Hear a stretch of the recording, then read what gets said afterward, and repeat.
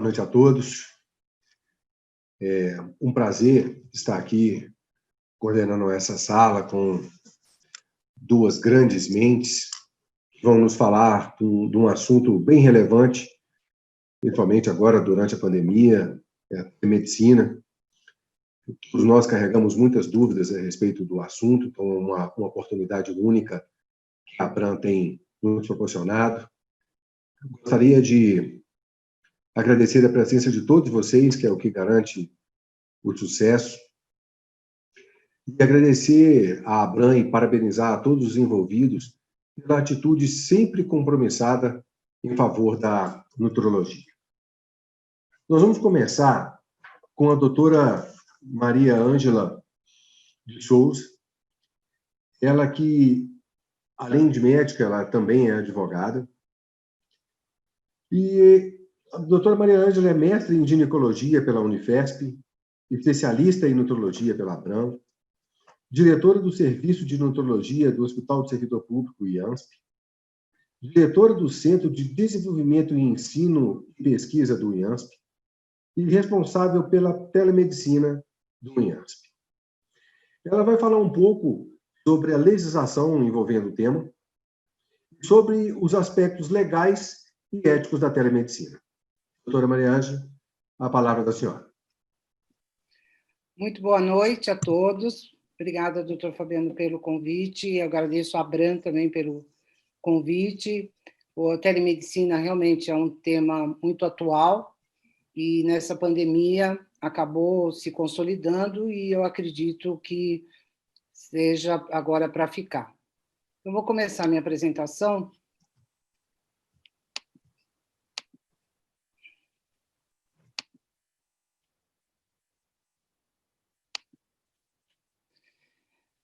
Bom, esse é o prédio do IANSP. Já falou do meu currículo. A Organização Mundial da Saúde, desde 1999, ela conceitua a telemedicina como cuidado à distância de médicos e profissionais da saúde, não fica só restrito a médico, usando a tecnologia da informação e comunicação como troca de informações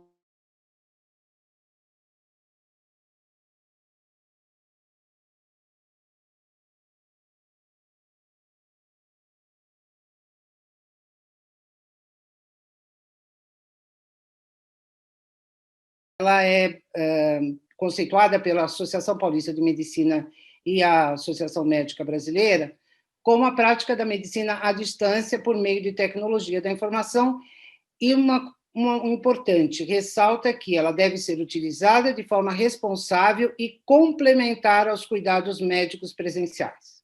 Muitas vezes a distância não é um fator tão importante, por isso que muitas vezes se troca a distância por não presencial. Então, basta que eles não estejam no mesmo espaço geográfico. E as aplicações da telemedicina são várias, né? Desde a promoção, como estava lá no conceito da Associação, da Organização Mundial da Saúde, né? A prevenção, diagnóstico, intervenções, reabilitação, continuidade do cuidado, monitoramento, triagem, gerenciamento de crônicos, educação, pesquisa e ajuda na gestão. Então, existem algumas modalidades, e três principalmente, que estão consolidadas já pelo Conselho Federal da Medicina nesta pandemia, que é a telemonitoramento, então, monitoramento à distância dos parâmetros de saúde ou doença. A teleorientação seria a teletriagem, e a teleinterconsulta e a teleconsultoria, que são as interconsultas e o atendimento do médico nessas interconsultas, de um médico para o outro, de uma forma ou síncrona ou assíncrona. Isto é, no mesmo momento que ele está na consulta, ele já conversa com outro médico. Existem muitos hospitais hoje que trabalham com a UTI, ligando com um computador, uma imagem, passando o médico que está cuidando do doente, passa para o médico que é especialista, um neurologista ou um outro especialista, e acaba, na mesma hora, já tem a interconsulta. Ou de uma forma síncrona, que seria depois de algum tempo. O telediagnóstico e a teleradiologia, a telepatologia, como nós vamos falar na frente, ela já tem uma normatização do Conselho Federal de Medicina. E a teleconsulta, né, que é aquilo que os médicos estão aguardando desde 2002. E a segunda opinião formativa.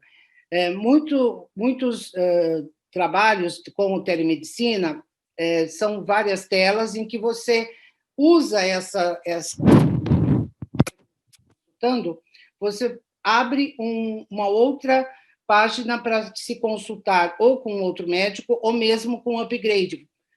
Através de protocolos definidos, consegue-se, então, critérios para que você defina, dentro daquela situação, qual é o melhor parâmetro de usar. Então, seria a segunda opinião formativa.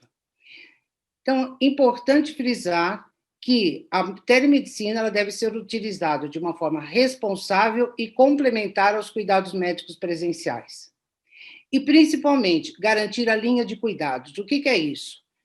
Ao atender o paciente de telemedicina, deve-se ter a certeza de que ele pode ser encaminhado para uma consulta presencial, ou para um exame complementar, ou para uma internação, ou para um pronto-socorro. Esta linha de cuidado é que se ajuda, inclusive, na gestão. Então, você tem um sistema de saúde complementar, ele vai em todas as linhas em que o paciente é assistido, desde a consulta até a internação. Na base legal, a primeira fator é a Lei de Segurança da Informação. Então, o paciente, antes de ser atendido por telemedicina, ele tem que assinar um termo de consentimento livre e esclarecido. Isso é obrigatório para esse tipo, é uma modalidade nova, e ele precisa, então, ter esse termo de consentimento. Normalmente, quando o paciente acessa a videochamada, já aparece um termo de consentimento, assim como quando nós acessamos alguns sites e aparece lá um termo de consentimento, da mesma forma. Então, ele assina que ele consente e aí ele vai ser atendido. E o importante é que seja preservado a confidencialidade e a privacidade, que é o sigilo profissional que todos nós temos que cumprir, que está no Código de Ética Médica, do artigo 73 ao artigo 79. Outra coisa importante é assegurar que o seu prontuário eletrônico, a plataforma que vai inserir o seu prontuário eletrônico, ela tem uma certificação ou da ISO 27001 ou da HIPAA Compliance. Isso é muito importante. Essas duas ferramentas começaram nos Estados Unidos, foram elaboradas, né, nos Estados Unidos, e isso dá uma segurança de prontuário eletrônico, da confidencialidade e da privacidade, de garantir que esses dados estejam seguros. A outra é a certificação digital, que é uma assinatura eletrônica para fazer as receitas, os atestados ou qualquer outro documento que o paciente precisa. Então, é necessário que as assinaturas tenham uma certificação digital aprovada pelo ICP Brasil, então, conferindo realmente a veracidade jurídica desta assinatura. Outra coisa importante é observar do Marco Civil da Internet. Então, muitos sites, hoje o paciente muitas vezes chega na consulta do médico já tendo algumas informações que ele viu em sites na internet. Então, estes sites, o Conselho Federal tem uma resolução também que dá normativas desses sites de saúde que são colocados na internet, e o Marco Civil da Internet, que também já protege dados, privacidade, imagem. Então, dessa lei que nós temos que também ter a segurança dessa informação que seja guardada. Em 2017, o Conselho Federal de Medicina normatizou o uso do WhatsApp. O WhatsApp é muito interessante, que muitos médicos eles têm uma relutância em fazer a telemedicina, mas 87% dos médicos acabam utilizando o WhatsApp, que não é não é seguro, não é uma plataforma segura, e o Brasil é o 7º país mais hackeado. Então, há que se ter muito cuidado no uso do WhatsApp, e essa resolução é que normatiza o uso de grupos de WhatsApp, né, entre médicos, que acabam colocando pacientes, mas há que se ter muito cuidado com as ferramentas, principalmente com essa lei que passa a viger agora em 2000, dia 30 de agosto, dia 31 de agosto, e ela passa a viger. Então, tem que lembrar o seguinte, tudo que está na internet, ela serve de testemunha. Então, a testemunha é a máquina, e a prova é eletrônica, então ela é uma prova física. Papel aceita tudo. Eu esqueci de colocar alguma coisa no prontuário, vou lá e escrevo amanhã o que eu deveria ter escrito hoje. Na máquina, isso não é possível. Quer dizer, você vai escrever amanhã, vai ficar dito que você está lá escrevendo amanhã, e não que você coloca com a data de hoje. Então, papel aceita tudo, mas a máquina não aceita. Então, a testemunha é a máquina, a prova é eletrônica, a identidade é digital, a assinatura é digital, o endereço é eletrônico. Não, eu não estava aqui, não posso ser localizado, não pode sim, porque... E a praça pública é a internet. Então, depois da Lei Geral de Proteção de Dados, e a multa é muito alta, ela vai de 2% do faturamento da empresa até 50 milhões. Então, há que se ter muito cuidado com a guarda de dados, tanto os dados pessoais, sensíveis e não sensíveis.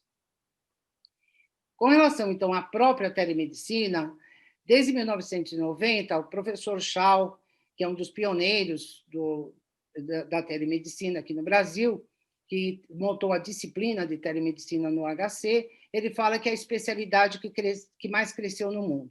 Não sei se a telemedicina vai se transformar numa especialidade, mas o médico, para atender a telemedicina, ele tem que ter um perfil e tem que ter muita sabedoria, ele precisa entender e ter muito cuidado. É um atendimento mais especializado e talvez realmente, como o professor Schau pretende, isso vire uma especialidade.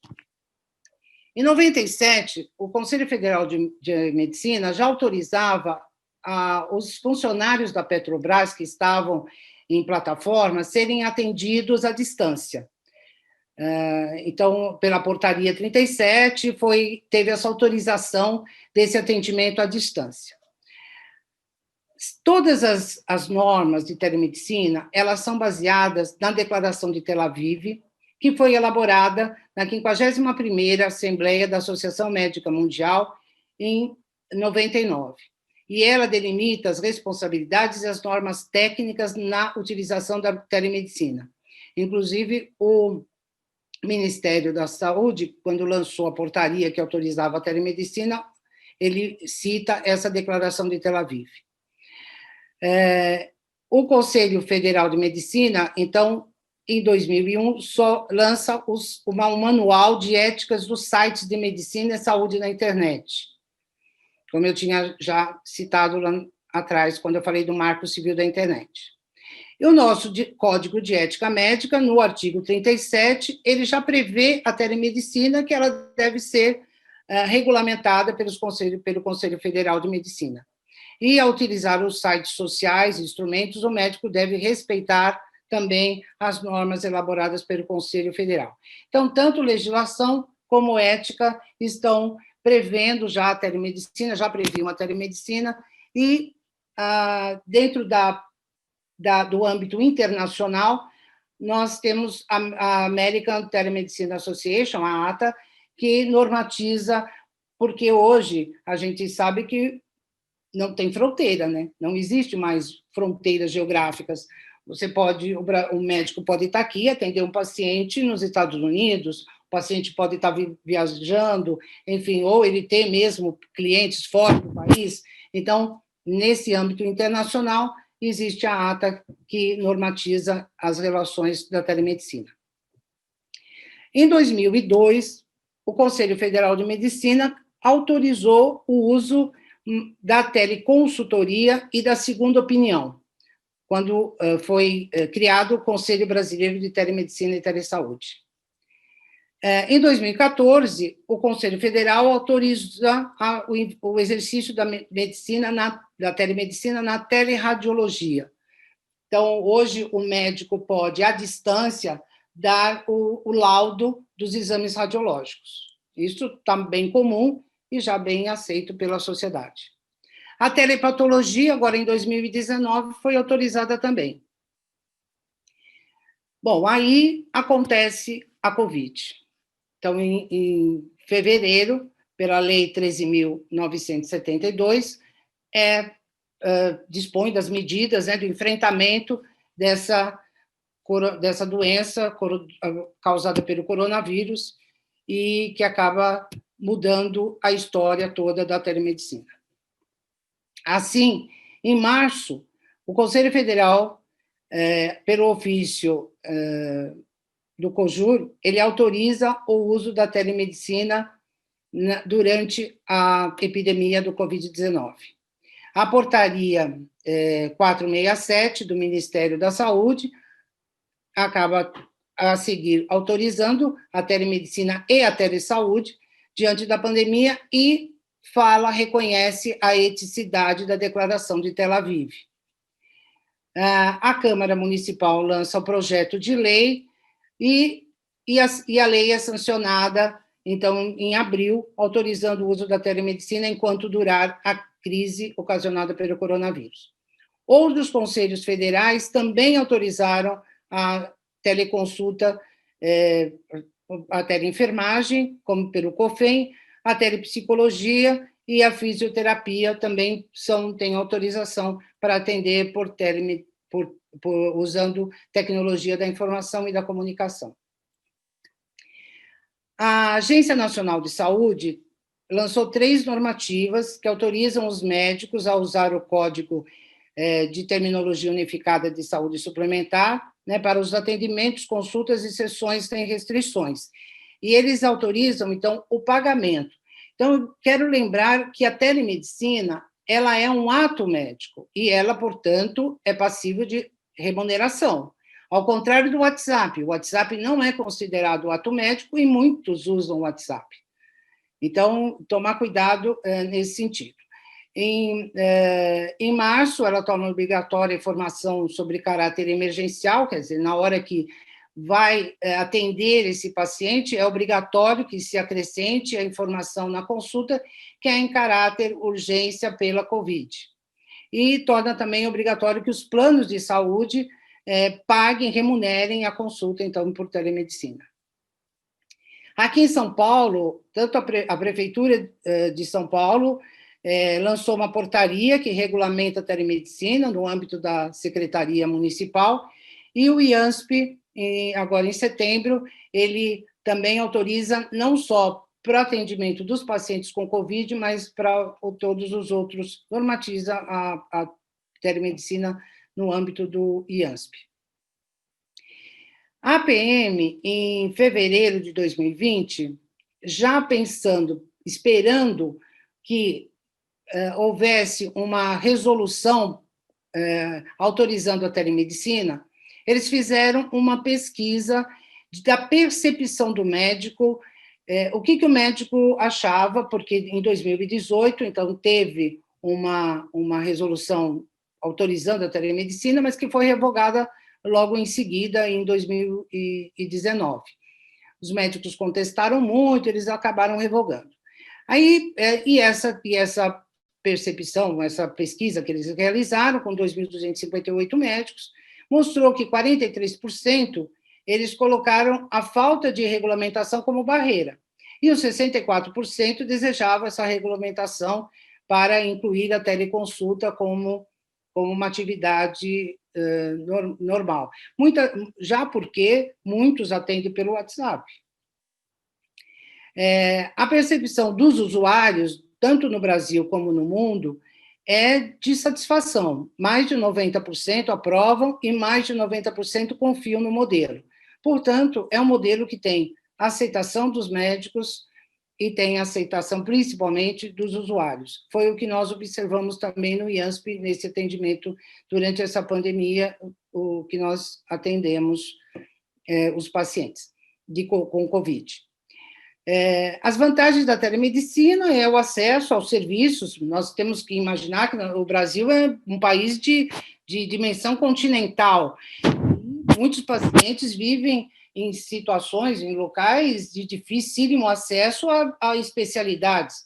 Nós vivemos em grandes cidades, é muito mais fácil ter uma consulta com especialista, mas nas situações longínquas, nós temos a Amazônia, nós temos vários lugares do Brasil que fica muito difícil. Então, a teleconsulta e a teleinterconsulta, ela ajuda muito nesses casos onde o paciente precisa de um especialista e ele não tem esse acesso. Então, esse é uma das vantagens muito grande. A efetiva cuidado à saúde, né? Não só o médico, mas o fisioterapeuta, o psicólogo, o fonoaudiólogo, várias especialidades podem atender, e a teleenfermagem também, né? Muitas situações dá para ser atendido por teleconsulta, por telesaúde, e aumenta, então, essa saúde. Uma das coisas importantes é até ensinar o paciente no seu autocuidado, né? Então, a telemedicina tem essa vantagem. Contribui para a organização do sistema, porque para montar uma telemedicina, há que se garantir que o paciente tem acesso à consulta presencial, ele tem acesso a uma internação, a um atendimento de emergência, aos exames laboratoriais. Então, existe uma organização por conta disso do sistema de saúde. E tudo isso, essa organização, prontuário eletrônico, ele é obrigatório ter o prontuário eletrônico. Então, isso faz com que aumente nós consigamos dados desses pacientes de uma forma que políticas públicas possam ser, então, elaboradas através desse compilado, desse grande Big Data que nós podemos conseguir. E através da inteligência artificial, internet das coisas e machine learning, que são ferramentas que podem ser muito bem utilizadas e ajudam a telemedicina. Hoje tem alguns estudos, Oxford fez um estudo de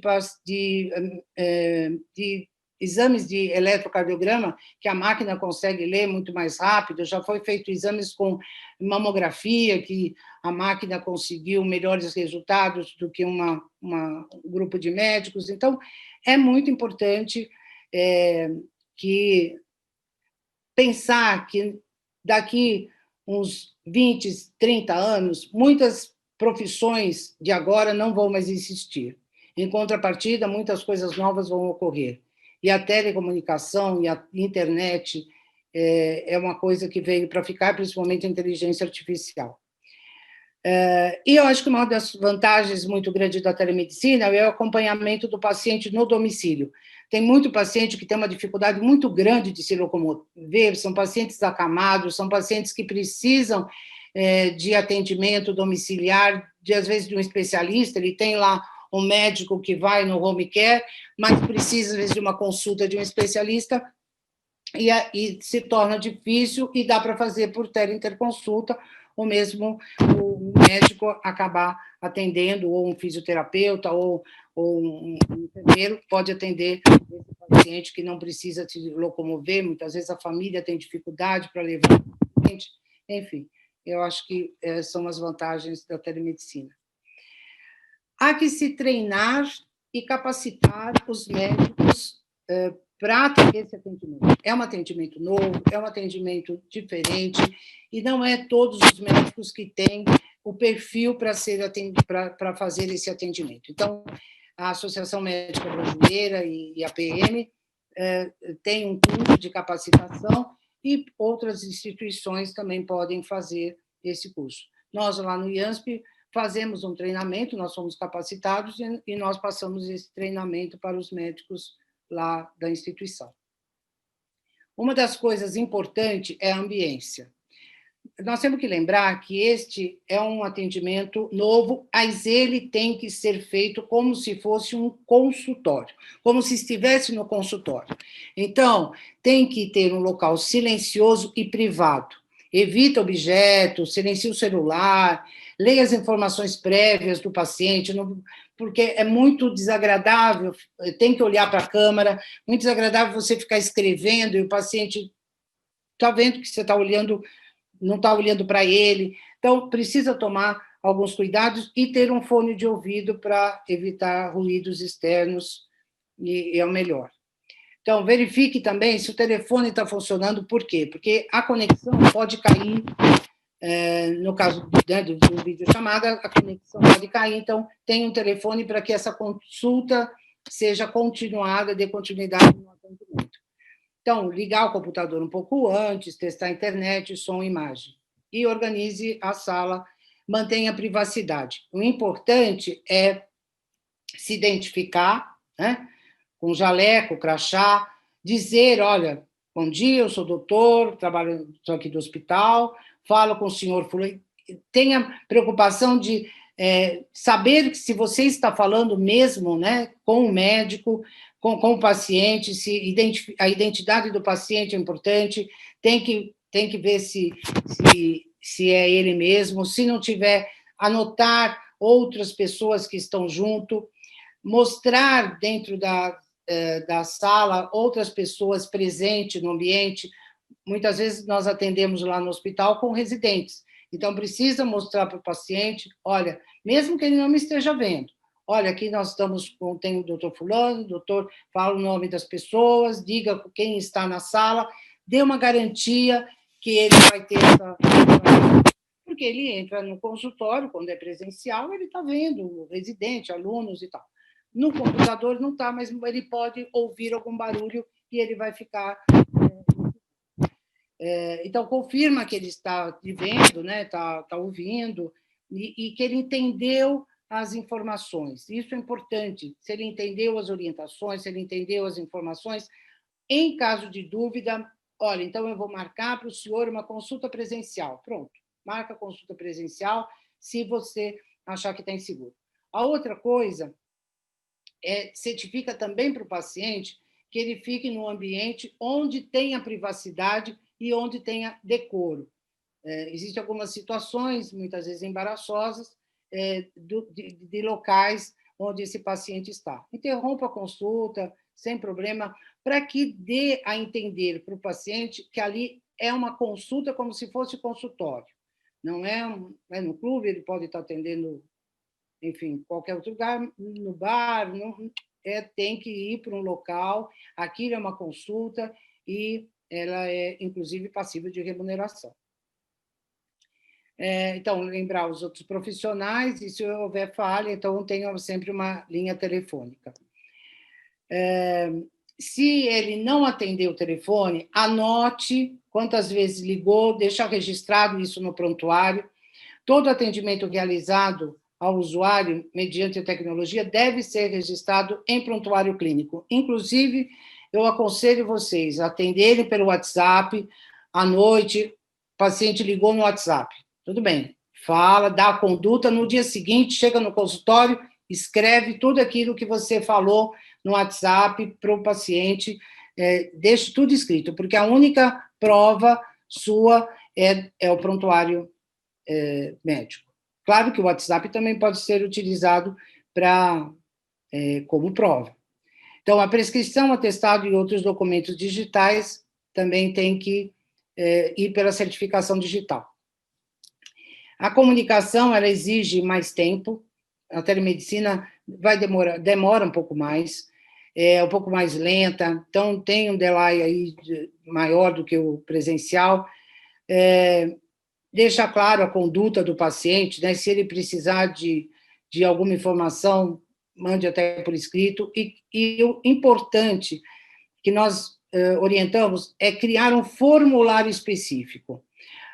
A telemedicina, e a gente, por exemplo, eu estou aqui dando aula para vocês, eu não estou vendo a expressão corporal, eu não sei se está chato, se não está chato, eu não consigo essa interação, né? Então, é um pouco, mais difícil. E um computador, você conversando com o paciente, também é um pouco difícil. De repente, vai esquecer, se você tem mais residentes, outras pessoas que atendem, o melhor é elaborar um formulário específico e um protocolo de atendimento. Assim, não há que esquecer nada, vai estar tudo anotado, e é um roteiro a se seguir, porque ainda é uma coisa nova e muitas vezes nós ficamos inseguros com esta... E alguma coisa que falha. Eu fiz outro dia uma live com o pessoal do CRM e já tem, né, algumas pessoas que já entram com reclamação do médico na telemedicina. E o médico, a sorte é que ele anotou todo mundo que estava, anotou os acompanhantes do paciente, quem estava na sala, ele foi bem detalhista. O importante é isso mesmo, tem que ser detalhista. Eu acho que a conclusão que a gente chega, que eu posso dizer para vocês sobre a telemedicina, é que o teletrabalho já está incorporado. O trânsito caótico das grandes cidades e o acesso aos locais, né, principalmente dos locais distantes, é um fator importante. Muita gente vai querer ficar em casa. Agora, na pandemia, com certeza, tem pessoas que não conseguem sair de casa por conta de medo, principalmente os de grupo de risco. Então, o cuidado domiciliar, o home care, o autocuidado, são algumas locais, algumas situações em que a telemedicina vai muito bem. E a teleeducação, né? Inovações tecnológicas, como inteligência artificial, internet das coisas. Hoje tem aparelhos em que consegue se captar, dá para fazer fundo de olho, dá para fazer otoscopia, Então, são vários equipamentos. Em Israel, o paciente recebe um kit com vários equipamentos e ele acaba fazendo um exame físico detalhado que acaba não só não eliminando a consulta, mas retardando a consulta. Inclusive, quando faz um protocolo para um acompanhamento do crônico, há que se ter o cuidado de dizer qual é a periodicidade que esse paciente precisa da consulta presencial. Então, eu posso acompanhar esse paciente todo mês, durante 3 meses, e depois eu preciso de uma consulta presencial, ou eu posso acompanhar um paciente com doença crônica, cada 6 meses ele vir, ou ele vem cada 6, então eu passo por uma vez por ano, porque nesses 6 meses eu faço uma telemedicina. Então, todos esses protocolos, cada médico e cada instituição pode fazer o seu, e lembrando que foi dito, o cuidado é sempre complementar aos cuidados presenciais. E aqui a aceitação da população e dos profissionais. Quando nós iniciamos lá no servidor, muitos médicos não queriam fazer telemedicina, torciam o nariz, enfim, e depois saíram querendo colocar a telemedicina nas suas especialidades e no seu consultório. Então, eu acredito que é uma ferramenta que veio para ficar. Um outro fator são os respeitos. Nós temos que respeitar os princípios da bioética, da beneficência, não maleficência, autonomia do paciente, e a justiça, que vai dizer o direito. Então, a justiça que vai aí contornar essa mesmo que o paciente tenha autonomia, ele ainda é hipossuficiente dentro da relação médico-paciente, porque o médico tem a sua parte econômica e parte técnica superior ao do médico, a parte econômica na questão de honorários, e a parte técnica é superior ao paciente.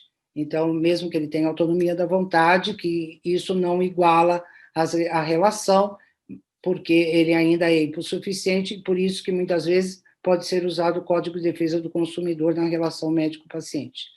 Na confidencialidade, a privacidade da Lei Geral de Proteção de Dados, e a telemedicina pode ser uma especialidade ou uma atividade do futuro.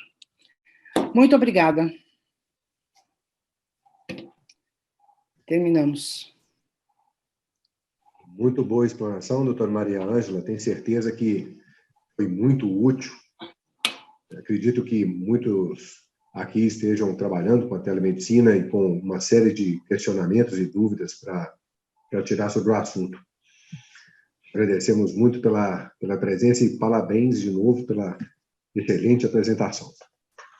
Agora, dando seguimento, nós vamos chamar o doutor Edivaldo Guimarães Júnior. Ele que é preceptor de nutrologia da Unicid, também preceptor de nutrologia, especialização de nutrologia do IANSP, e responsável pela nutrologia no Hospital de Alta Complexidade de Minas. Doutor Edivaldo, a palavra do senhor.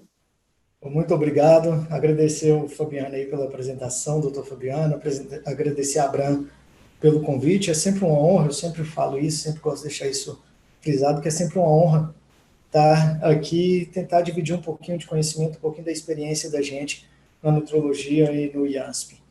O IANSP que é uma grande escola para todo mundo, né? Então, deixa eu compartilhar a minha tela.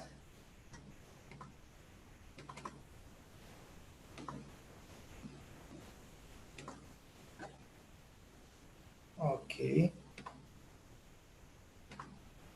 Então, eu vou falar um pouquinho sobre a nossa experiência lá no IANSP, na telemedicina, no serviço de nutrologia em específico. Primeiro, eu não possuo conflitos de interesse. Então, a gente vive na era da informação, na era da tecnologia, nessa era que a gente chama também de pós-moderna. Essa era, a gente tem uma realidade tecnológica como medida das relações humanas entre as pessoas. Então, a gente utiliza a tecnologia para isso. A tecnologia é quase um meio que para cerca de metade das nossas relações. A gente tem uma hiperconectividade com a internet, então a gente sempre está, quando a gente fica sem o nosso dispositivo móvel, parece que a gente está sem uma peça de roupa, parece que a gente está desnudo. Então a gente tem um dinamismo na prática diária, essa tecnologia possibilita isso para a gente, e a gente aumenta a interação virtual. Então, tendo isso, hoje, as crianças, né, elas já estão adaptadas, elas já nascem já inseridas nesse meio. Para ter um exemplo, eu tenho uma filhinha de 1 ano e 3 meses, ele olhando a televisão, Smart TV, quando a gente está assistindo, dançando alguma coisa do YouTube na televisão, ela nota que aparece uma tarjazinha embaixo falando que se a gente não tiver ativo, vai desligar a televisão, ela já corre na sala atrás de um controle, ou seja, ela já está inserida nesse meio tecnológico. Eu tenho um filhinho também de 5 anos, que quando ele tinha 3 anos, eu entreguei o celular para ele, ele pediu para ver alguma coisa no YouTube, eu entreguei o celular para ele travado, ele simplesmente destravou o celular, ele sabia a minha senha por ver eu fazendo, foi lá, abriu o YouTube e ele conseguiu mexer ali e se desenvolver tranquilo. Ou seja, as crianças estão inseridas já nesse processo, as crianças já sabem como fazer. Então a gente vem toda uma geração já com essa bagagem. E tem uma geração também, né, nossos idosos, que às vezes tem um pouquinho mais de dificuldade com essas tecnologias, porém, grande parte deles estão também inseridos nessa nova realidade e precisam estar inseridos nessa nova realidade. São contatos familiares, ainda mais agora na pandemia, que a gente teve que isolar o grupo de risco, os contatos eram feitos por telefonema e por videochamada. E a gente consegue também hoje comprar tudo, resolver a vida, a gente diminui nosso tempo burocrático por causa da tecnologia, a gente consegue acessar o banco antes das atividades que a gente fazia em 2, 3, 4 horas, hoje a gente consegue resolver isso em minutos. Isso é a tecnologia que sim, ela se faz presente na nossa vida e sim, ela está ocupando um espaço também na medicina, um espaço que era inevitável ela ocupar. Então, nós temos que ser como camaleões. A gente precisa se adaptar a essa realidade. A partir do momento que a gente não adapta a essa realidade, a gente está ficando para trás. E a telemedicina ela veio para ficar realmente. Ela não é momentânea, como garante lá a lei federal. Isso vai ser revisto e ela vem para ficar. Então, eu tirei essa frase aqui. A capacidade mais enriquecedora do ser humano é a de possuir uma estrutura emocional inteligente que o permite adaptar-se às mais variadas situações em campo, independentemente da sua intensidade e amplificação. Eu acho que essa frase vem de encontro aí com a nossa aula e com a telemedicina.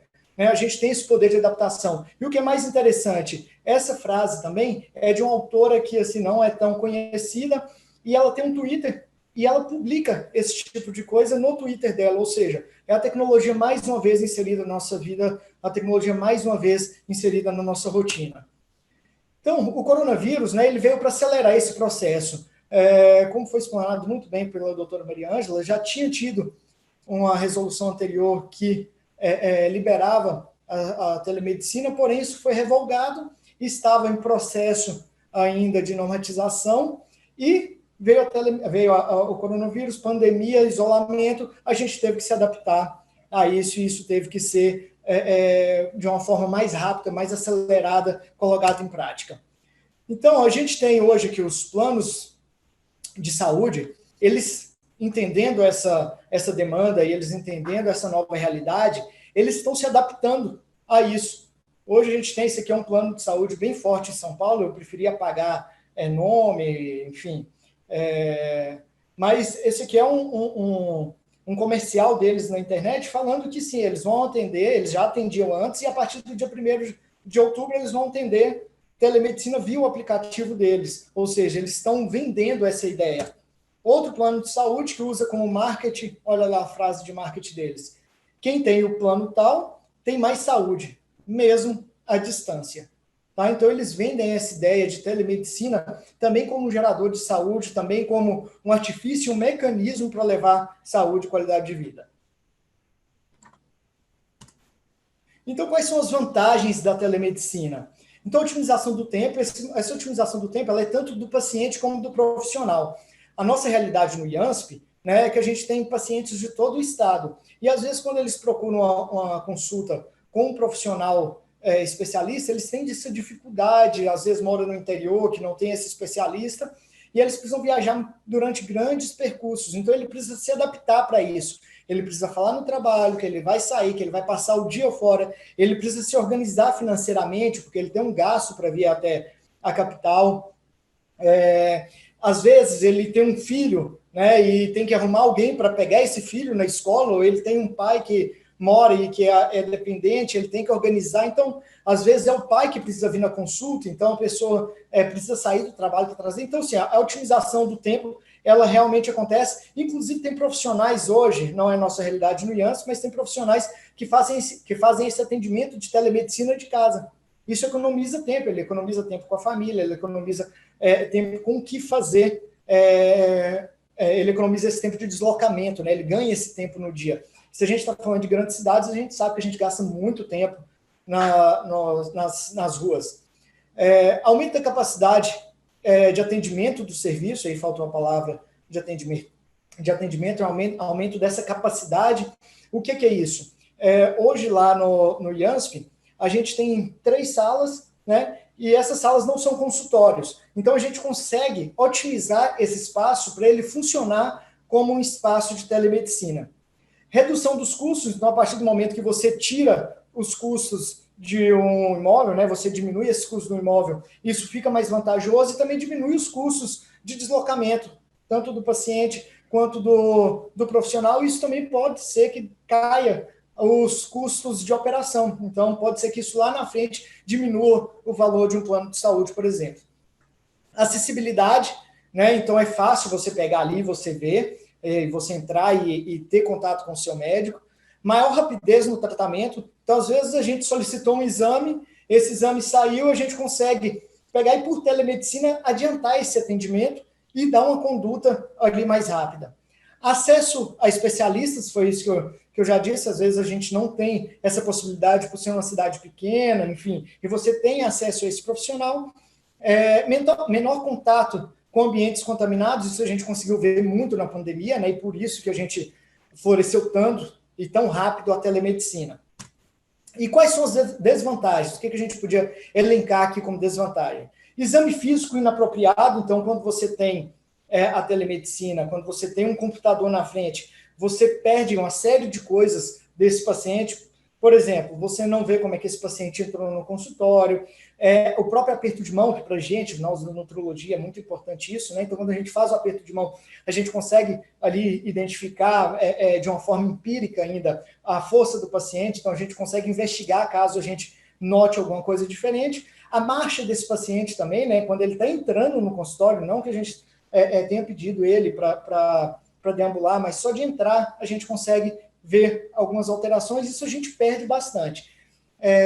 A dificuldade de estabelecer limites, essa dificuldade de estabelecer limites, como um exemplo disso, esses dias eu estava atendendo um paciente por por telemedicina, e durante o atendimento, a filha e o filho estavam correndo e discutindo e brigando, e ele era o pai, a mãe tinha saído para trabalhar, o pai tinha ficado em casa porque ele está fazendo home care, e os filhos brigando, e ele teve que sair da consulta para poder resolver toda aquela situação, então fica um limite muito tênue.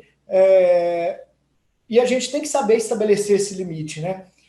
Reduzir a continuidade do tratamento, isso é uma dúvida que existe muito. Então, como a gente tem essa facilidade, eu estava vendo alguns sites de planos de saúde do exterior, e uma das preocupações é isso, como o paciente tem a facilidade, por ser um aplicativo, por ser um dispositivo, por ele ter vários profissionais à disposição, pode ser que ele comece um tratamento com um e, por aquela falsa impressão de não estar funcionando, vou dar um exemplo. A gente prescreveu um paciente hipertenso, a gente prescreveu um antihipertensivo e esse paciente não respondeu bem. E ele pode ter a falsa impressão que a conduta desse médico não está legal, com um atendimento, e ele troca para outro médico. E esse outro médico não conhece o paciente e começa tudo do zero. Aí, às vezes, não tem um resultado positivo nos primeiros meses de tratamento. Ele troca para outro médico. E esse outro médico começa tudo do início. Então, essa é uma dificuldade real que a gente tem, é uma dificuldade que os outros países têm sentido.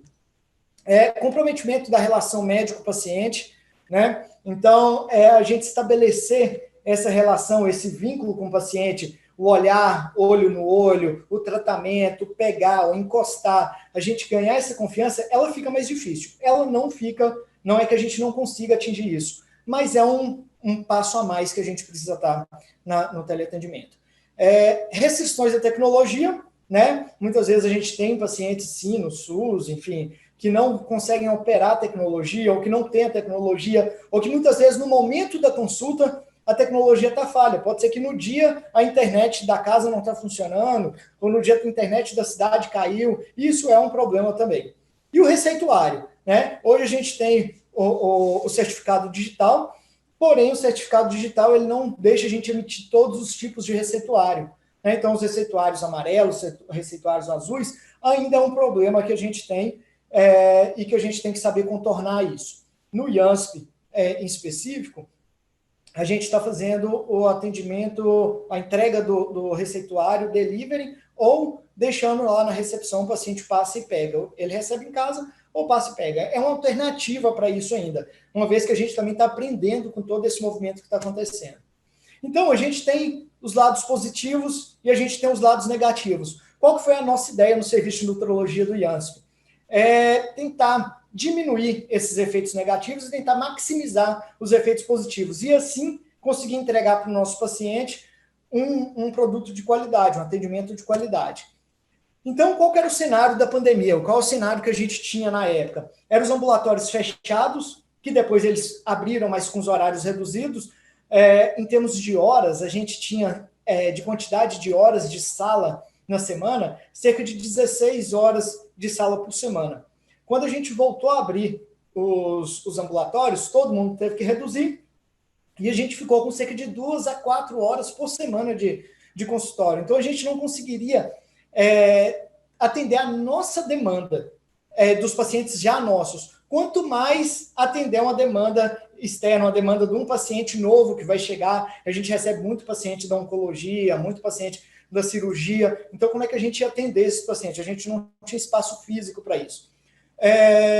Então, a gente aconteceu essa diminuição da disponibilidade dos consultórios, a dificuldade de locomoção, né, tanto por questões sanitárias, no início, a gente teve o isolamento social, e por questões de transporte, né, o transporte ficou mais difícil, menos transporte público, uma quantidade menor de vans entre cidades, né, porque tem um sistema lá que as vans, às vezes, disponibilizam para os doentes locomoção para a capital, e teve uma diminuição disso.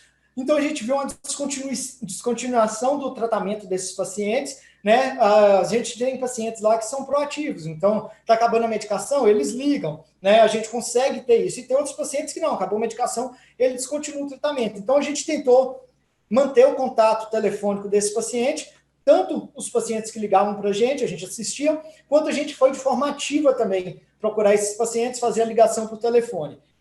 E a gente percebeu que tinha uma demanda incrível para isso. Então, quais foram os nossos critérios de elegibilidade para que esses pacientes possam passar no nosso consultório virtual. Ter feito ao menos uma consulta presencial. Então, como a gente tem hoje um horário reduzido de consultas, a gente prioriza essas consultas para pacientes de primeira vez. Não ter condição iminente de internação, né? Então, você tem lá, puxando a sardinha para o nosso lado aqui também, para a nutrologia, que é a minha expert lá quanto à pandemia. A gente tem pacientes, por exemplo, que tem um MC lá de 18,5. Você está vendo que o paciente estava com um MC de 18,7. Agora veio na próxima consulta com um MC de 18,5, 18,4. Então, pode ser que na próxima consulta esse paciente precise de uma internação. Então, você não pode perder tempo com esse paciente fazendo teleconsulta. Então, esse paciente, sim, ele tem uma prioridade de ser encaminhado e ser atendido no nosso consultório presencial. Possuir um sistema de conexão com dispositivo capacitado para vídeo e áudio chamada, possibilidade de pesar no dia da consulta ou no dia anterior da consulta. Então, esse paciente tem que ter uma balança em casa, esse paciente tem que ter uma farmácia que ele consiga pesar, ou até mesmo que ele tem um vizinho que tem uma balança, porque isso é o mínimo para a gente na nutrologia. Não, você vai falar comigo, não é o melhor, o peso não é o melhor tipo de avaliação. Sim, não estou dizendo que é o melhor tipo, mas a gente precisa de uns critérios mínimos, né, para definir essa conduta. E entre os critérios mínimos, o peso é um desses. Saber fazer a antropometria, ter esse peso, esse dado antropométrico mínimo. Possui condição de entendimento e conhecimento de uso do dispositivo eletrônico, ou que tenha alguém que preencha requisitos e possa... está escrito errado, né? Desculpa, gente. E possa acompanhar a consulta em conjunto, tá? O que é isso? Às vezes a gente tem um paciente, né, que a gente explica, ele tem dificuldade de explicar, a gente mostra o receituário, a gente precisa, às vezes, desenhar, às vezes a gente precisa marcar o horário que o paciente tem que tomar cada medicação, e a gente entende que esses pacientes, talvez, tenham uma dificuldade maior de ter esse acompanhamento. Se esse paciente tem uma pessoa que consiga estabelecer essa comunicação, a gente consegue fazer. Agora, se a gente vê que não tem como, né, que tem um nível sociocultural, todo mundo e os acompanhantes com um nível sociocultural um pouquinho mais baixo, aí a gente precisa, porque a gente precisa olhar no olho, a gente precisa desenhar, a gente precisa escrever, a gente precisa dar esquema, a gente precisa perguntar, realmente entendeu? Como é que foi? Como é que não foi? E assim a gente conseguir assistir esse paciente melhor. Critérios, então, para consulta presencial. Tá? Esse critério para consulta presencial são de pacientes que estão fazendo a telemedicina, que estão sendo abordados dessa forma. Então, a gente tem que estabelecer periodicidade de consultas presenciais. Lá no serviço, a gente está estabelecendo cerca de 3 meses. Tá? Esse estabelecimento ainda é uma forma empírica, de acordo com a nossa relação com o que a gente tem de bagagem até agora. A gente acreditou que seria essa melhor forma, mas tem paciente que a gente vê assim, talvez esse encaixe daqui 5 meses, 6 meses, a gente pode ir acompanhando. Alteração clínica, que necessita de avaliação física, então você faz uma teleconsulta ou uma ligação, e o paciente fala, olha, estou emagrecendo, ou estou mais fraco, meu cabelo tem caído muito, ou aumentei, antes eu estava comendo normal, agora estou de forma compulsiva, enfim, ele teve uma alteração clínica, então a gente precisa avaliar, a gente precisa fazer o exame físico, a gente chama esse paciente. Falha do tratamento, por qualquer motivo que seja essa falha do tratamento, é claro que eu fiz a consulta hoje, amanhã ele não teve resposta, mas a gente ainda consegue mantê-lo clinicamente bem e ele consegue ser assistido, a gente tenta, mas a partir do momento que a gente viu que essa resposta não está satisfatória, a gente pode sim chamá-los e fazer essa consulta presencial. Solicitação do paciente. Então, se o paciente não está se sentindo à vontade, não gostou, isso não tem acontecido, tá? Mas o paciente não está se sentindo à vontade e quer fazer a consulta presencial, também podemos fazer, trazer esse paciente para o nosso consultório. Com licença, desculpa.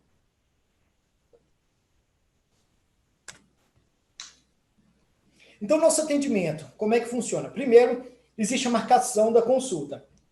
Essa marcação, ela pode ser feita tanto pelos médicos da especialidade, ou podem ser feitos pela nossa secretaria através de encaminhamentos. Lembrando que se a gente tiver dado um encaminhamento para o paciente aí antes da pandemia, esse paciente está elegível. Agora, se é um encaminhamento de primeira vez, ele vai ser marcado no consultório presencial.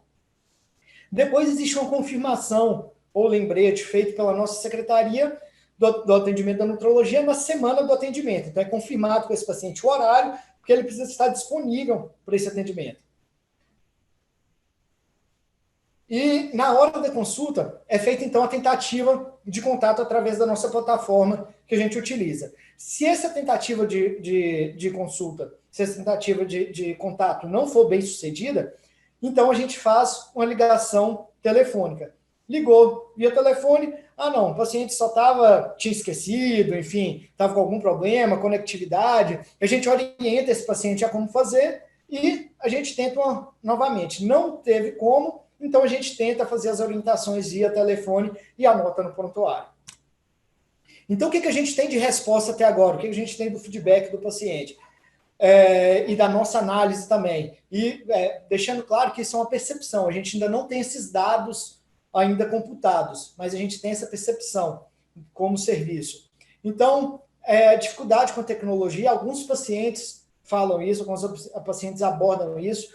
Eu te confesso que com o passar do tempo, isso vai diminuindo, isso que os pacientes vão ficando treinados, então passa com a especialidade, passa com a outra, está sempre mexendo no dispositivo, e ele vai tendo essa familiaridade um pouquinho maior. Então, relação médico-paciente mantida, a gente não teve problema com relação a isso até agora, espero que continue assim. Estamos tendo uma boa aceitação desses pacientes e estamos tendo uma tendência à manutenção desse sistema de atendimento. Isso mesmo, o paciente verbaliza isso, que ele quer continuar sendo atendido dessa forma. A gente começou a perguntar isso para o paciente, a primeira vez que a gente atendeu um paciente por teleconsulta, ao final da consulta, a doutora Maria Ângela, ela perguntou para o paciente, e aí, o que você achou? Você gostou disso? O paciente abriu um sorrisão daqui até aqui e falou, eu adorei, eu não tive que sair de casa, meu deslocamento, eu acho que ele morava a 400, 500 quilômetros de São Paulo, meu deslocamento para ir é bem complicado, quando ele ia para a consulta à tarde, no final da tarde, 4, 5 horas da tarde, ele tinha que sair de casa de manhã, então ele almoçava fora, ele fazia tudo fora, ele tinha que se programar completamente, então ele ganhou qualidade de vida. E eu acho que isso que é importante a gente levar, qualidade de vida. Então, a gente conseguiu adaptar a utilização de espaços que anteriormente não eram destinados a atendimento para realizar para realizar consultas, né? Então a gente passou a utilizar esse espaço para teleconsulta, que foram as 3 salas da nutrologia, e elevação da capacidade de atendimento. Então, como a gente tinha reduzido a quantidade de horas, agora a gente conseguiu ampliar novamente e a gente está ampliando cada vez mais. Cada vez que a gente se sente mais seguro com a tecnologia, a gente vai ampliando isso. Até mesmo porque a gente está em constante treinamento também. Né? E como foi uma coisa feita, entre aspas, às pressas, né? Então a gente não tinha uma preparação para isso, foi uma demanda que chegou e teve que ser respondida essa demanda, ainda tem algumas inconsistências que a gente vai, com a experiência, tentando resolver essas inconsistências. E para o futuro, o que a gente espera para o futuro dessa plataforma?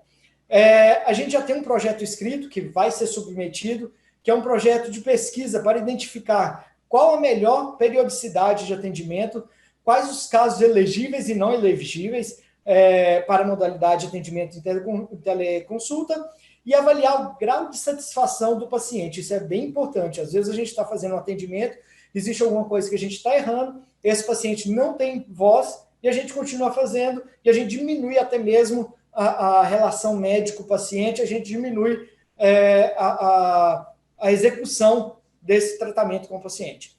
Estabelecer o melhor modelo de grupo de apoio a obesos, então a gente tinha um grupo de apoio que ele foi descontinuado, a gente está retornando esse grupo de apoio e a gente pensa numa forma de fazer isso também virtualmente, né? Então não seria exatamente um teleatendimento, mas seriam atendimentos ou reuniões em grupos, né, no qual a gente evitaria esse deslocamento de todo mundo para o hospital.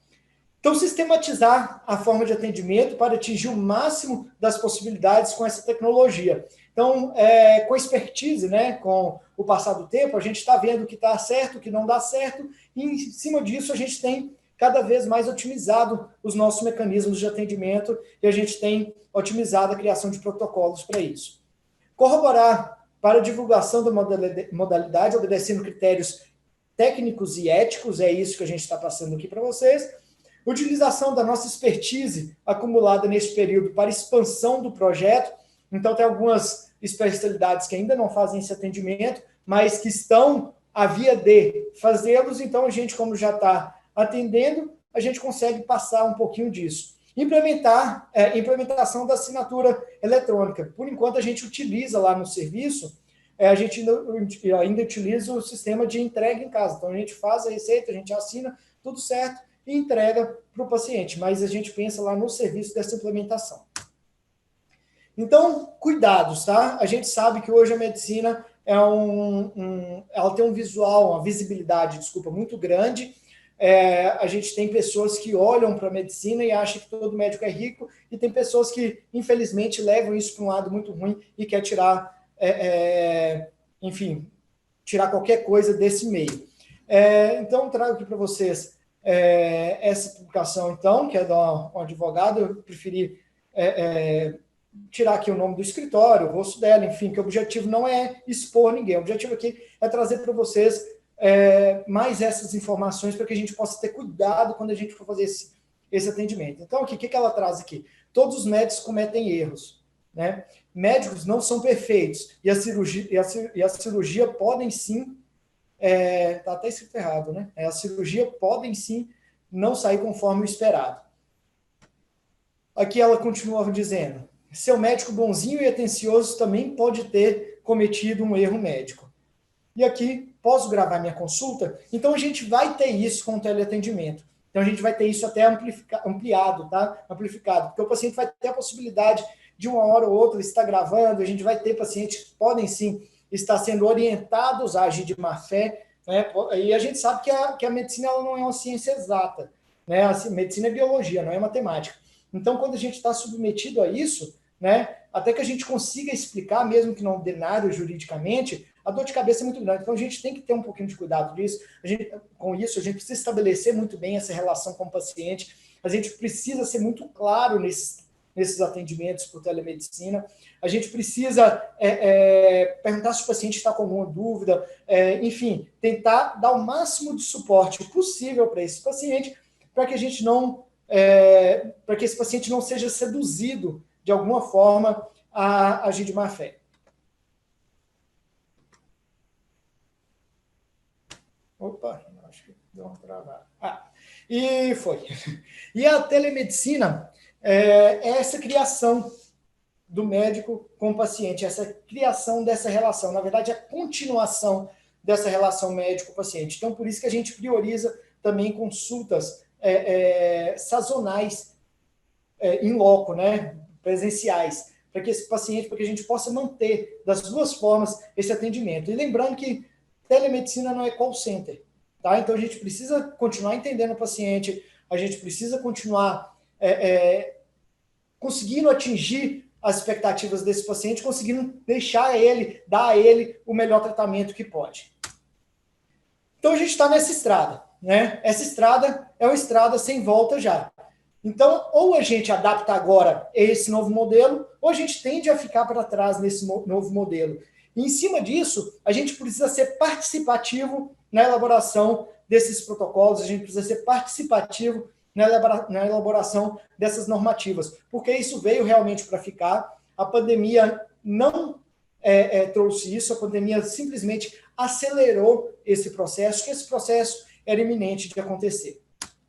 Muito obrigado aí novamente à minha segunda casa, ao Hospital do Servidor Público Estadual, no qual eu sou muito feliz de fazer parte dessa equipe. E muito obrigado, espero que vocês tenham entendido um pouquinho. Eu deixo aqui meus contatos, caso alguém tenha alguma dúvida, caso alguém queira tirar alguma dúvida. Se eu for capaz de responder, a gente consegue ajudar, senão eu vou atrás de alguma resposta, ou a gente pesquisa juntos para que a gente possa chegar numa conclusão. Bom, doutor Edivaldo, muito obrigado. Muito obrigado pela excelente apresentação. Certamente agregou muito e tirou muita dúvida que fica ainda sobre o tema, nos alerta aí a respeito de alguns critérios de segurança.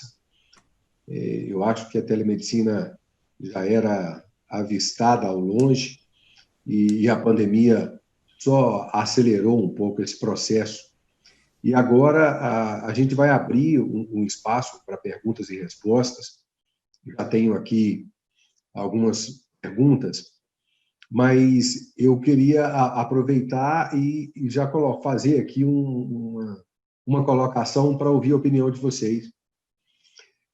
Não sei se isso aconteceu em outros lugares, mas em Belo Horizonte, nós recebemos um comunicado de alguns planos de saúde que fizeram uma colocação de que, para que pudéssemos fazer atendimento pela telemedicina, nós deveríamos fazer um aditivo contratual, onde os valores pagos pelas consultas seriam reduzidos. Quando eu recebi essa colocação, eu fiz um contato com o CRM local, e o CRM emitiu uma carta de repúdio à colocação nos planos. Depois desse evento, eu não tive mais nenhuma comunicação dos planos de saúde, mas também a adesão à telemedicina na minha cidade, em Belo Horizonte, foi muito pequena. Os pacientes preferiam mesmo o atendimento presencial, alguns até a gente tinha que trabalhar com eles a importância da telemedicina, uma vez que eles tinham algumas fatores de risco aí associados. Não sei se vocês passaram também por isso. Vou tentar responder, então. Aqui a gente teve, sim, aqui em São Paulo também tiveram algumas consultas que foram reduzidas, alguns planos de saúde reduziram. Isso é lamentável, né? Na verdade, é lamentável. O trabalho do médico, embora ele poupe tempo, mas ele está gastando mais energia de casa, ele está gastando mais, enfim, todos aqueles dispositivos. Isso eu falo para o médico que atende no convênio, que atende no departamento do convênio, enfim, no ambulatório do convênio. Mas eu julgo completamente como lamentável, e ela vem também como uma forma dos planos de tentarem reduzir, assim, agora já que passou boi, passa boiado, vamos tentar reduzir de todos os lados esses custos, mas depende sim da gente lutar por isso e da gente exigir que isso não aconteça. Alguns planos de saúde aqui em São Paulo tentaram, os médicos deram alguns médicos recuaram quanto a isso, não quiseram atender, e alguns planos não, alguns planos continuaram pagando integral para o médico, mesmo ele atendendo por telemedicina. Eu acho que a redução de valor para a telemedicina é um erro muito grande e é um desconhecimento até, porque a telemedicina ela requer muito mais responsabilidade em termos de cuidado, né? Porque você não tem o exame físico para ser feito e muitas vezes vai ter que dar uma conduta sem esse exame físico. Então, é muito mais sensível, né, do que na conduta presencial. Então, realmente é um erro e ainda bem que o CRM aí tomou as devidas providências. Aqui em São Paulo não teve isso. Aqui o pessoal, pelo menos do que eu sei dos planos de saúde, né, nós não temos essa informação. Do Hospital do Servidor, embora seja um hospital que atende só o servidor público, é um plano de saúde, mas ele tem nós somos assalariados, CLTistas, e não teve nenhum tipo de redução. A telemedicina... Perdão, desculpa. Não, pode falar. Eu tenho aqui algumas perguntas. Vou direcionar uma pergunta para a senhora mesmo, Mariângela. Então, um colega que pergunta como a senhora vê a reação dos pacientes sobre o uso da telemedicina. Então, o Edivaldo estava falando sobre os pacientes que nós atendemos logo de primeira e que realmente ficaram muito satisfeitos com o uso da telemedicina. Eu acredito que esses pacientes que moram distantes, pacientes idosos, nós temos pacientes com ileostomia, que têm uma dificuldade muito grande até para se locomover, e nos seus lugares tem problema de transporte coletivo, que foi reduzido. Então, essas pessoas ficaram muito felizes com poder ser atendido pela telemedicina. Então, eu não vejo... E a parte de Covid, o que nós começamos lá, com pacientes que ligavam para o pronto-socorro querendo informações sobre a Covid, se eles iriam para o pronto-socorro ou não, e aí nós criamos, então, a telemedicina para atender esses pacientes com demanda do Covid. A pesquisa que foi feita pelo call center foi de 95% de satisfação, né? E muitos confiaram na proposta e gostaram, e o resultado foi em torno de 80%, nós mantivemos esses pacientes em casa. E quando, pelos sintomas, nós fizemos uma ficha onde eram anotados todos os sintomas e perguntado, né, sobre todos os sintomas, até porque, como eram médicos de várias especialidades que estavam atendendo, nós tínhamos cirurgião plástico, oftalmo, otorrino, radiologista, né, que estavam ali atendendo esses pacientes, a demanda era grande, eles eram, então, para ser um operador independente, nós criamos uma ficha para que ninguém esquecesse de perguntar nada, para identificar grupo de risco e ter uma confiança na hora de tomar uma conduta. E essa conduta, se ele tivesse com alguma dúvida, não, fique em casa, mas no dia seguinte nós ligávamos para esse paciente para acompanhar a evolução do quadro. Se era um paciente que tinha um quadro mais agressivo, febre, dispneia, ele era encaminhado a um pronto-socorro que foi criado no Hospital do Servidor, que a gente chamava de gripário, né? Que atendiam pacientes com sintomas gripais. Outros pacientes que precisavam de uma outra especialidade, existia um pronto atendimento geral no ambulatório, que foi criado para atender outras especialidades que eles ligavam com algumas dúvidas. E tanto os médicos quanto esses pacientes, a aceitação foi muito boa, e ele teve confiança de ficar em casa, né? É diferente do paciente que não tinha nenhuma orientação do médico, e como é que ele ia se colocar, fico, não fico, ficava naquela situação. Outro grupo de pacientes que nós atendemos foram os pacientes pós-alta, das enfermarias COVID. Então, nós acompanhávamos esse paciente, a enfermagem ligava para saber se ele estava tomando as condutas de isolamento corretas, e o médico passava para perguntar a parte clínica, como é que estava sendo a evolução, se ele estava melhorando, se ele tinha tido alguma intercorrência para ele, e se apresentava algum sintoma, ele acabava voltando para o hospital. Então, essa experiência foi muito boa, a pesquisa de satisfação foi igual que é lá fora, lá fora que eu digo, nos outros países. Então, nós ficamos muito contentes com o resultado. E tanto é assim que o Hospital do Servidor agora está abrindo para todas as especialidades que querem atender. A psiquiatria, por exemplo, tem um ambulatório que só atende idoso, só atende demência.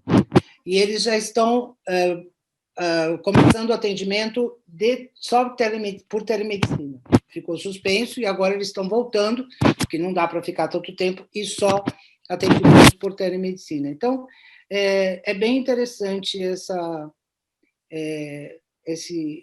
experiência que nós tivemos, foi muito prazerosa. Esse feedback é muito importante, né? Eu mesmo tinha até uma visão diferente, mas eu acho que as perspectivas realmente é de crescimento para o setor, né? E eu queria também fazer uma pergunta para o Edivaldo.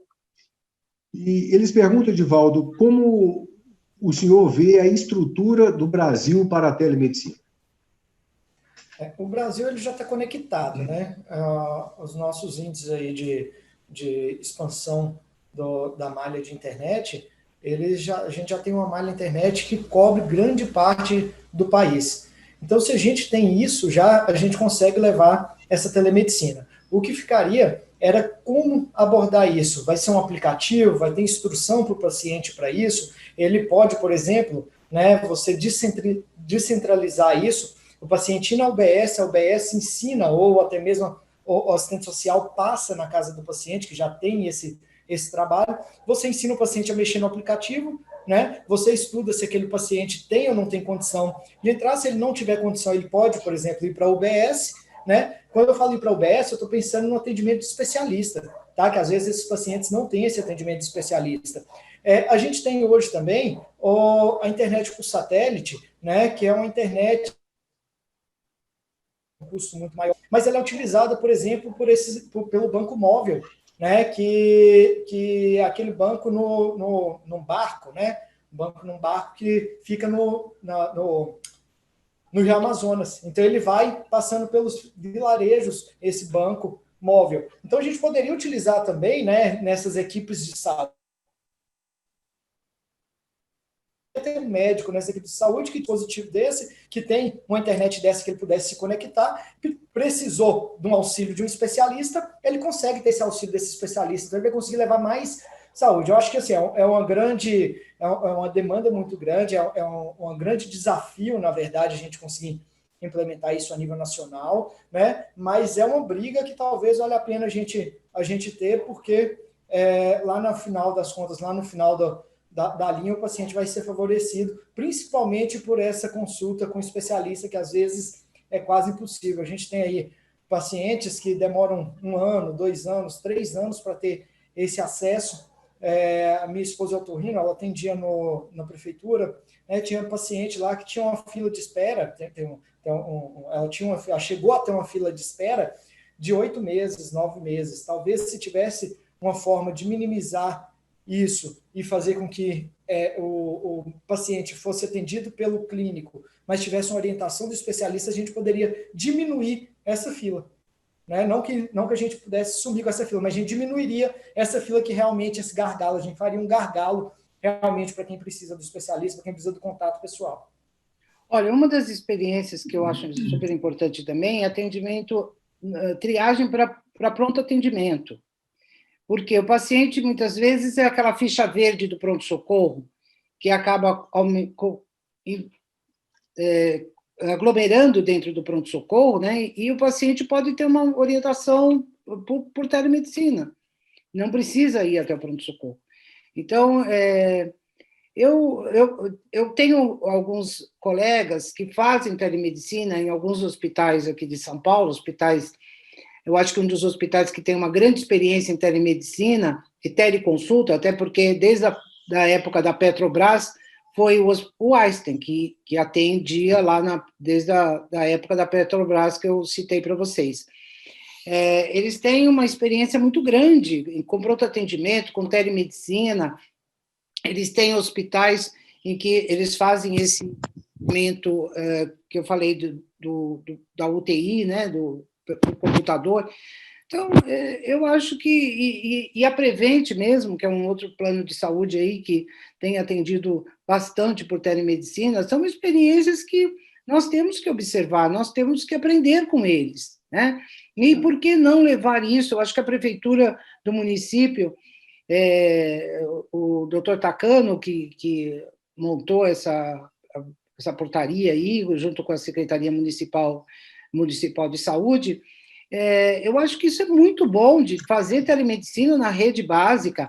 Aliás, o Ministério da Saúde, eu acho que em 95, ele já soltou a telesaúde, a rede de telesaúde Brasil. Então, para educação, para atender telesaúde. Então, tá muito. Eu acho que os médicos, quem tem preconceito contra a telemedicina, não é o paciente, é o médico.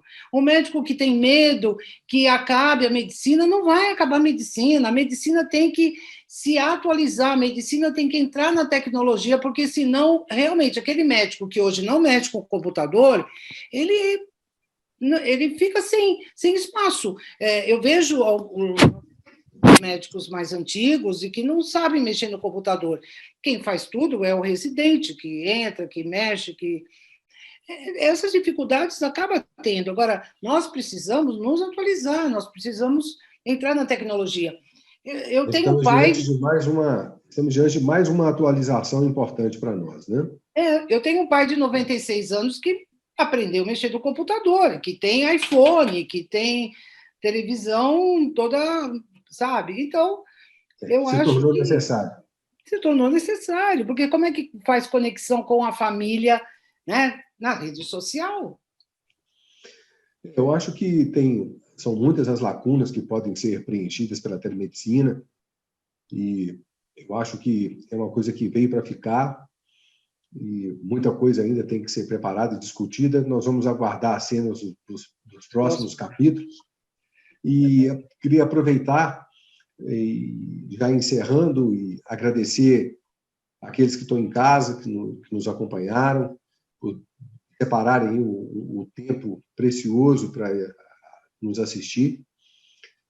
Parabenizar a Abram mais uma vez e, em nome de toda a família Abram, agradecer a vocês dois pela excelente explanação sobre o tema, por ter nos brindado com tanto conhecimento. Muito obrigada. Então, o meu muito obrigado a todos, e que possamos estar juntos em outros momentos, e fisicamente, né, se Deus quiser e permitir isso. Um abraço a todos. Um abraço. Uma boa noite. Obrigada. Grande abraço. Boa noite. Tchau, um abraço.